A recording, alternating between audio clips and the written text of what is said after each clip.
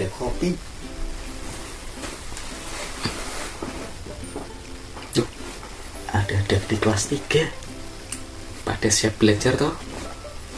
Mari kita belajar bersama-sama. Adik-adik kelas 3, di sini ada kopi, teh, dan mangkuk plastik, lalu tisu. Coba perhatikan teh yang ada di dalam botol. Nah, teh, air yang kita minum, kopi, itu merupakan benda cair.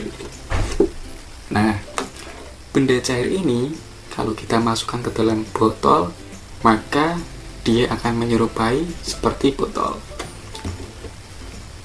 Bagaimana kalau kita tuangkan ke dalam mangkuk plastik ini?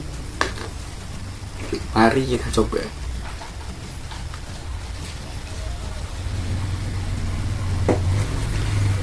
Nah, teh yang tadi ada di dalam botol kita masukkan ke dalam mangkuk, dia akan menyerupai bentuk seperti mangkuk, ya kan? Nah, itu tadi merupakan sifat dari benda cair, yaitu menempati wadah, bentuknya sesuai dengan tempat yang ditempati dan berubah-ubah. Kalau kita kembalikan ke dalam botol, maka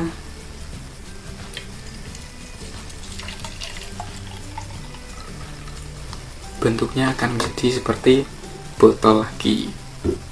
Kalau kita taruh ke dalam mangkuk, maka bentuknya akan menjadi seperti mangkuk plastik. Yang kedua, air atau benda cair itu menekan ke segala arah. Perhatikan botol ini.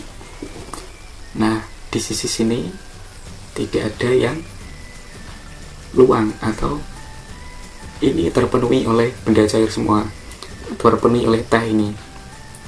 Di atas terpenuhi, dan kalau kita coblos atau kita lubangi di sini, maka dia akan, teh ini akan keluar, ya toh? Nah, itu sifat yang kedua, yaitu air menekan ke segala arah. Dan yang ketiga, benda cair mengalir dari tempat tinggi ke tempat yang rendah. Contohnya, air di sungai itu kan mengalir dari hulu ke hilir, mengalir dari tempat yang lebih tinggi ke tempat yang lebih rendah. Terus air terjun itu dari ketinggian terus turun ke tempat yang lebih rendah. Itu yang dinamakan dengan benda cair mengalir dari tempat tinggi ke tempat yang lebih rendah. Itu sifat yang ketiga. Nah, sifat yang keempat, permukaan benda cair ini selalu datar. Nah, kalau kita gini kan, dia akan tetap datar. Nah, coba kita tutup ya. Perhatikan, dia akan selalu datar.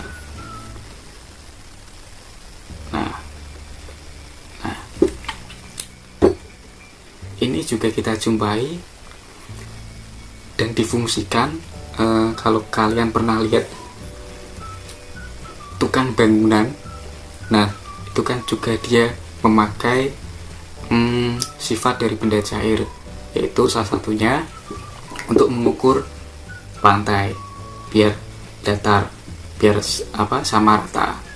Nah, itu kan dia juga menggunakan sifat air yang keempat tadi, bahwa permukaan benda cair selalu datar. Nah, lanjut yang kelima, benda cair dapat meresap melalui celah-celah kecil. Mari kita buktikan. Nah, ini ada tisu.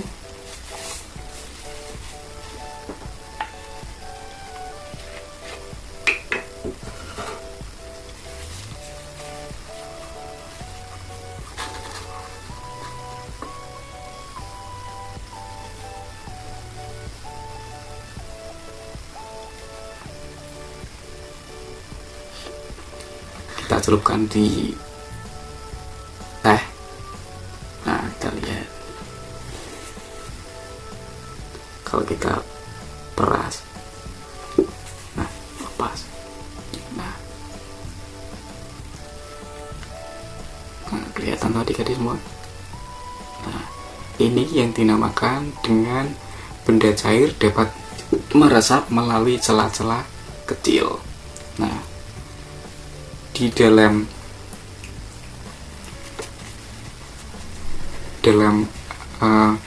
tisu ini kan ada pori-pori. Pori-porinya itu sangat kecil, walaupun kasat mata oleh kita, namun benda ini itu mempunyai pori-pori yang kecil sehingga air atau benda cair dapat meresap.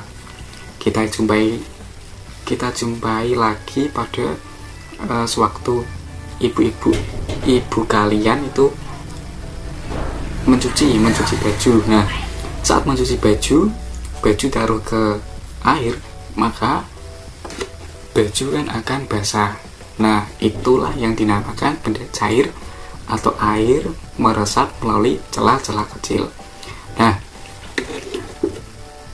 tadi itu semua merupakan sifat-sifat dari benda cair. Bagaimana? Paham kan adik-adik semua? Nah, jadi air merupakan benda cair. Terus ada teh, kopi, minyak, oli, terus kecap, itu juga merupakan contoh dari benda cair. Dan sifat-sifatnya yang telah kita pelajari tadi, yaitu ada bentuk tetap dan selalu berubah-ubah atau sesuai dengan wadahnya, tetapi perlu diingat volumenya tetap sama. Yang kedua, air menekan ke segala arah. Yang ketiga, benda cair mengalir dari tempat tinggi ke tempat yang lebih rendah. Yang keempat, permukaan benda cair selalu datar. Yang kelima, benda cair dapat meresap melalui celah-celah kecil. Nah, itu tadi merupakan sifat-sifat dari benda cair. Sekian yang bisa Bapak jelaskan. Wabillahi taufiq wal hidayah. Wassalamualaikum warahmatullahi wabarakatuh.